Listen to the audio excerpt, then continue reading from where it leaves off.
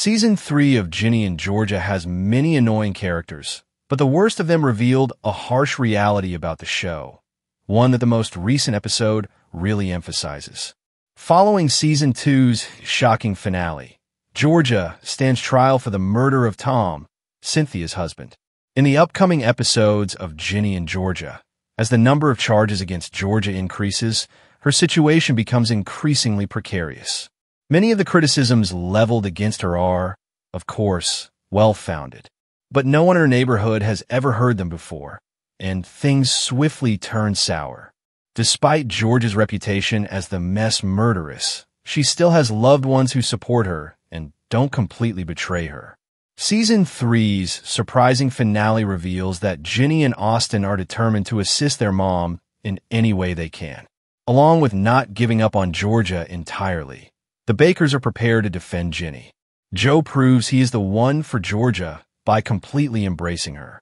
However, a lot of the characters on the show aren't very understanding, and the fact that they're the most obnoxious ones this season should serve as a warning. Nick, Nora, Paul, and Zion. In the third season of Ginny and Georgia, a number of characters make annoying decisions. Even Ginny does. The most critical, however, is Nick, who appears hellbent on bringing Georgia down. Even beloved characters like Paul and Zion commit unsupportable acts.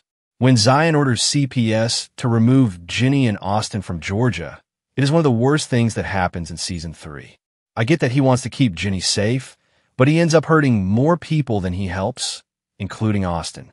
It's frustrating that Paul is departing from Georgia, particularly considering his repeated declarations of wanting to remain by her side. I get that he is hurt by Georgia's deceit, but he makes matters worse by abandoning her. What's more, he essentially abandons Ginny and Austin. It is unfortunate that Georgia lied about being pregnant, but even more disheartening is Paul's behavior prior to that. Not only does it prove that he isn't Georgia's soulmate, but it also highlights the cable drama's Achilles heel. Are they right? In Ginny and Georgia Season 3, Georgia is legally in the wrong. Therefore, it's strange that I'm so angry with characters like Paul, Nick, Zion, and Nora. Despite our distaste for witnessing her family's disintegration after 3 seasons of following her journey, we can't help but root for her. The characters that disagree with her, even though they have valid points, become our enemies because of this. The way Nora sees Ginny is unfair, but she isn't entirely incorrect. Although they are human, it is difficult to believe the responses given by Paul and Zion when we are siding with Georgia.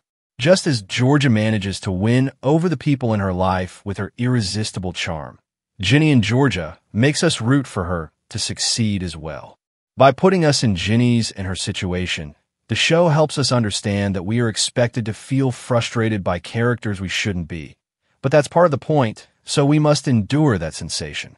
Despite the complexity of every character, it is cleverly done to show that Georgia isn't necessarily the good guy. Hard to dislike. The most difficult truth of Ginny and Georgia is driven home in the third season, when we root for Georgia rather than the more reasonable individuals. This highlights the fact that the main characters, particularly Georgia, aren't always nice people. Ginny denies being responsible for her mom's actions at first, but by the conclusion of the season, her strategy for Austin reveals that she is starting to mimic her mom's behavior. That, however, merely demonstrates the gravity with which Georgia is treating her children. Ginny and Georgia makes it almost impossible to dislike her, unfortunately.